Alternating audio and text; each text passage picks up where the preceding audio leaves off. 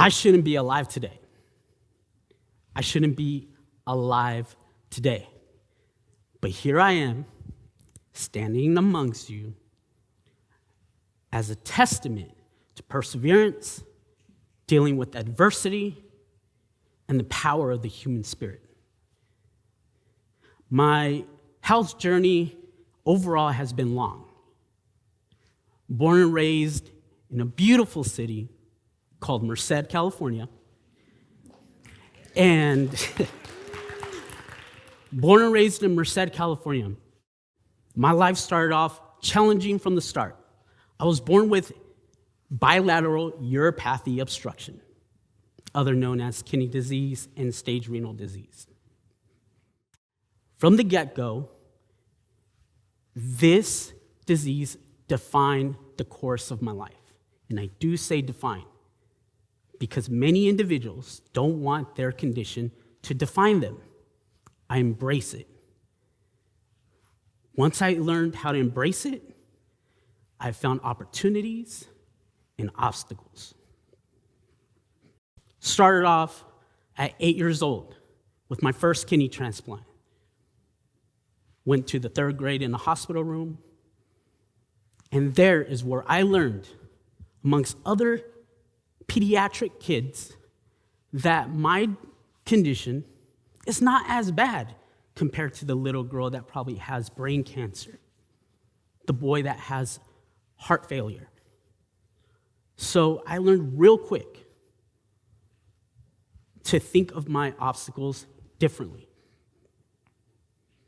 Whether it was going through 19 years of dialysis, all through middle school, every day, all through high school, and so forth.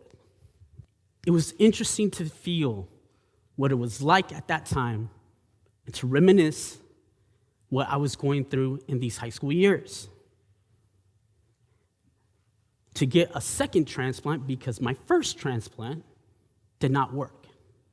At 8 years old, my kidney failed right after the first transplant went in, after 3 months.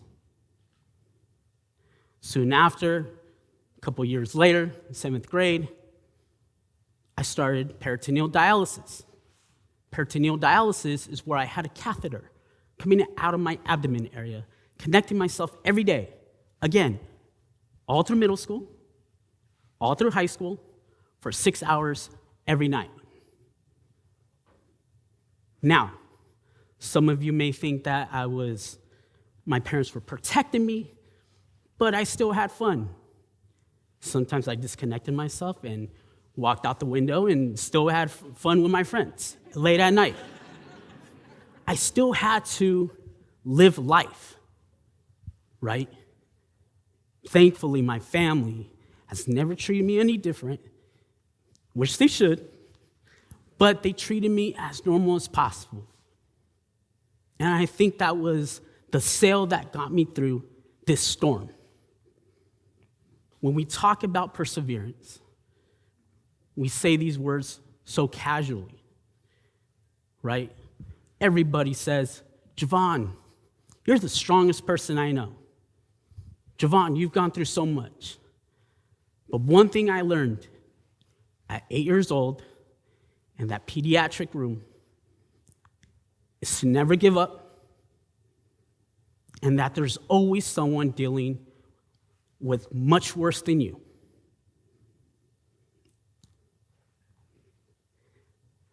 I was given an opportunity soon after to be the president of Merced United, which is a youth nonprofit that focuses on the development of youth players in soccer. It not only served myself, but it helped me and gave me the opportunity to make a positive impact in my own community. Now, this grit that is in my character, whether it's getting a random kidney rejection out of nowhere, whether it's going to class in a hospital room, or teaching a soccer class, a grassroots soccer class in a hospital hallway. I always found a way to persevere. Now, I want to challenge all of you. I want to challenge all of you to view your challenges and your obstacles differently. Ask yourselves, how can I look at my obstacles as stepping stones?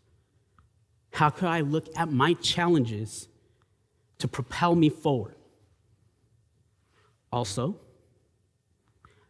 I want to make you guys think about organ donation, the gift of life.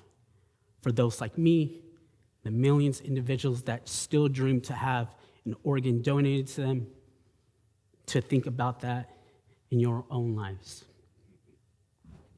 Now, living my best life, I now know that life is meant to be cherished, goals to be conquered, soccer games to be won, and to remember to never, ever give up. Thank you.